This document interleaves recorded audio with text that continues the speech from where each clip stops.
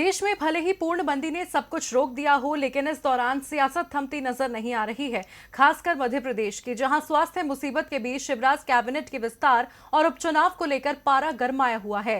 सियासी गलियारों में अटकलें तेज हैं कि शिवराज उपचुनाव के पहले मंत्रिमंडल विस्तार करने पर जोर दे रहे हैं। तो कब शिवराज की नई टीम होगी तैयार, इस रिपोर्ट में देखिए।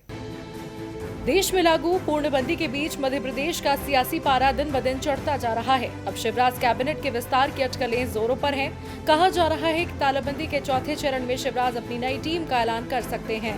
जी हां, सियासी गलियारों में चर्चा है कि शिवराज सिंह चौहान जल्द ही अपनी कैबिनेट का विस्तार करने वाले हैं। सीएम शिवराज सिंह चौहान इसके लिए पार्टी आलाकमान के संपर्क में हैं और संभावित नामों पर चर्चा कर रहे हैं। जैसे ही पार्टी आलाकमान से हरी झंडी मिल जाती है, वैसे ही मंत्रिमंडल का विस्तार कर लिया जाएगा। वैसे मंत्रिमंडल विस्तार को लेकर बीजेपी के अंदर सब कुछ ठीक नहीं चल रहा है। कई नेता मंत्री पद पर दावा कर चुके हैं, जिसने शिवराज की परेशानियां बढ़ा रखी हैं। शिवराज सिंह चौहान ने हाल ही में मीडिया से बातचीत में बताया था कि पूर्णबंदी 3 के बाद वो कैबिनेट विस्तार को लेकर पार्टी आलाकमान से बात करेंगे।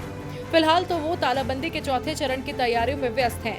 सूत्रों के मुताबिक ज्योतिरादित्य सिंधिया के करीबी 22 नेताओं को आगामी उपचुनावों में टिकट और इनमें से कई नेताओं को कैबिनेट में जगह दी जा सकती है। बता दें कि इन्हीं 22 नेताओं के विधानसभा सदस्यता छोड़ने के कारण कमलनाथ सरकार को हटना पड़ा था और बाद में ये सभी नेता बीजेपी में शामिल हो गए थे।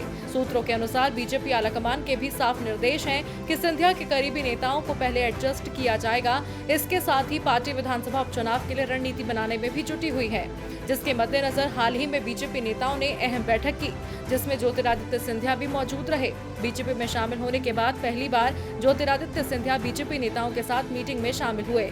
वीडियो कॉन्फ्रेंसिंग के जरिए आयोजित बैठक में सीएम शिवराज सिंह चौहान भी मौजूद थे। कहा जा रहा है कि उपचुनाव की तैयारियों को धार देने के लिए बीजेपी के आला नेताओं की ये बैठक हुई है। सूत्रों का कहना है कि इस बैठक में भी सिंधिया समर्थकों को तवज्जो देने के संकेत मिले हैं। खबर है कि बीजेपी आगामी उपचुनाव में सिंधिया समर्थकों को ही मैदान में उतारेगी। ऐसे में देखना वाकई दिलचस्प होगा कि मंत्रिमंडल विस्तार में और उपचुनाव में सिंधिया समर्थकों को कितना महत्व दिया जाता है और इस पर बीजेपी के पुराने नेता क्या प्रतिक्रिया देते हैं। जीबी लाइव की रिपोर्ट।